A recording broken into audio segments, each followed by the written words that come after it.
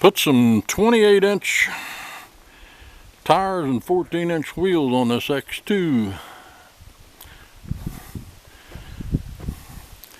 Look like they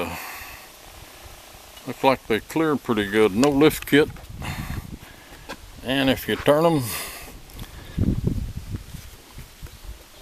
they still got about an inch clearance. Yeah, about an inch clearance there when you turn them.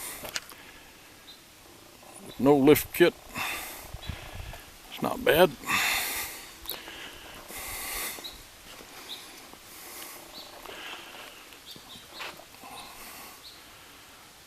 Got some road tread there. A lot quieter than the knobbies and the knobby tires. Can't stand them knobby tires on pavement.